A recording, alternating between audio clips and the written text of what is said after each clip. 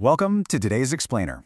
So, have you ever actually looked at a massive, complicated legal contract and wondered how on earth someone translates all that dense jargon into a totally different language? I mean, most of us probably assume that translating the law is just, a matter of opening up a specialized dictionary and swapping out vocabulary words from English to Japanese or Spanish to Arabic. But today, we're going to completely shatter that assumption. We're diving into some fascinating source material that reveals the hidden complexity behind all this. In the legal realm, translation is absolutely not just about matching words. It's about matching power, intent, and authority. Just think about the phrase, "I hereby declare." When you say that in a legal setting, you aren't just describing reality, you are literally performing an action that changes reality right then and there. The moment those words are officially translated, the translator holds the immense power to either uphold that newly created legal reality or completely destroy it. And honestly, that is exactly what makes translating legal text such an incredibly high-stakes game. Here's the roadmap for today's explainer.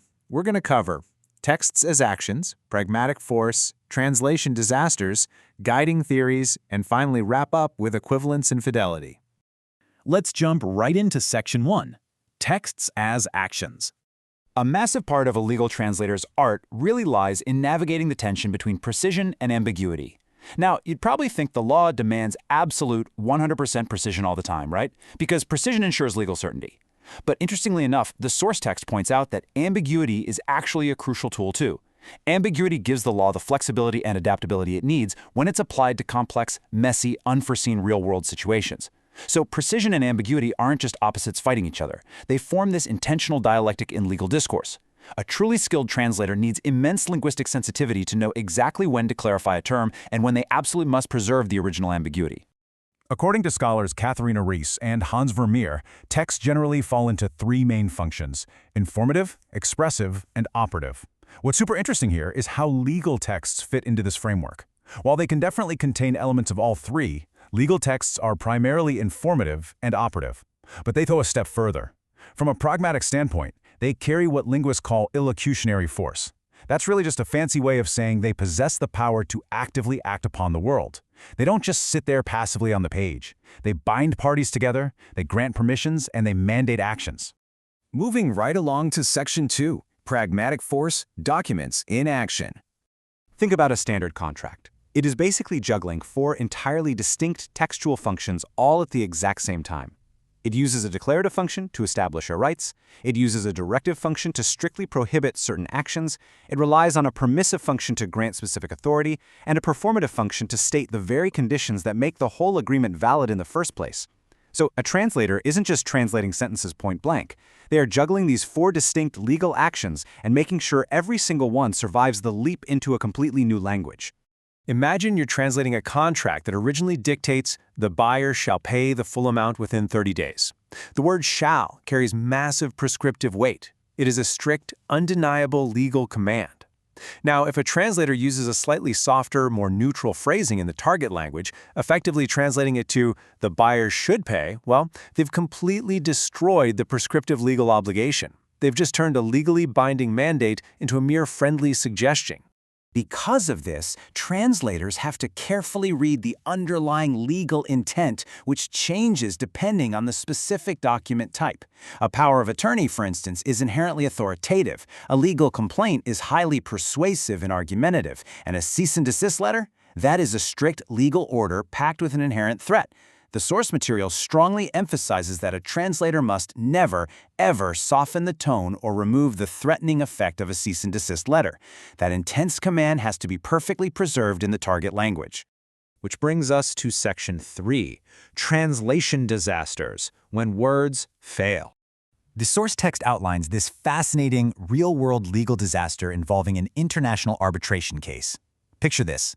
We have a massive, high-stakes dispute between a major U.S. corporation and their business partner based over in Germany.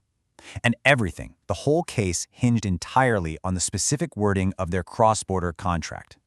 The original English contract contained a very standard, yet highly specific phrase stating the agreement would be governed by and construed in accordance with the laws of New York. But the flawed translation provided to the German side loosely translated this to simply mean the agreement was subject to the law of New York. They completely dropped the highly technical implications of the word construed, which dictates the exact legal lens through which the contract must be interpreted. Because of this utter failure to capture the exact pragmatic function, the arbitration court ruled the translation was simply inadequate to bind the interpretation to New York law. That single, seemingly minor translation error severely damaged the German company's entire legal argument, and it cost them dearly. And honestly, the stakes get even higher when we step up to international law. Take bilateral agreements, like those between Indonesia and Japan. These are known as authentic texts, which means the documents carry equal, identical legal force in both languages simultaneously. There is no primary version to fall back on. So if there's a pragmatic translation error between the two texts, it doesn't just cause a standard corporate headache, it opens a direct path to massive, incredibly costly diplomatic disputes between entire nations.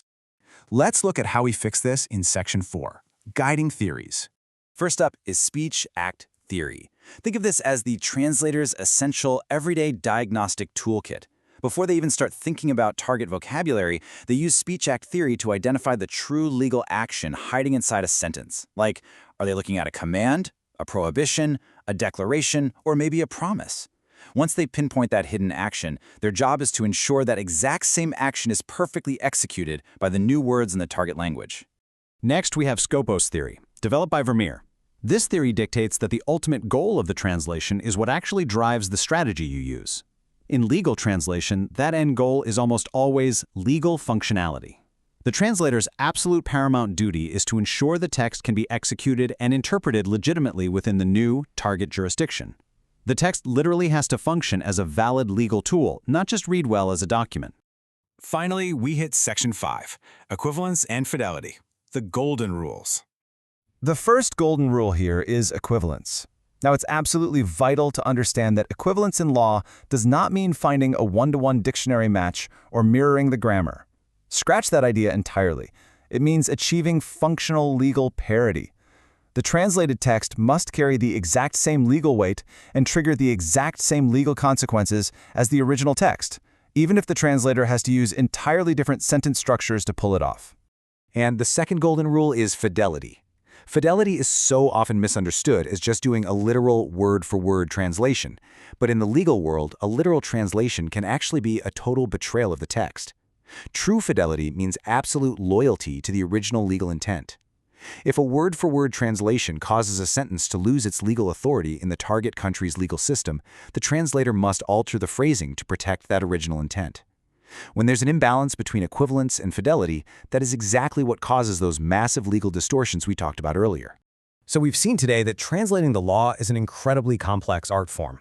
It's a massive balancing act between linguistic precision and pragmatic power. It is never just about swapping words, it's about transferring authority across entirely different legal systems. So I really want to leave you with this provocative thought. Considering just how much power rests in the hands of the translator to maintain or alter legal intent, do you truly know what you are legally agreeing to the next time you blindly click accept on a translated terms and conditions document? Keep that in mind the next time you sign on the dotted line. Thanks so much for joining me for today's explainer, and keep questioning the words that shape our world.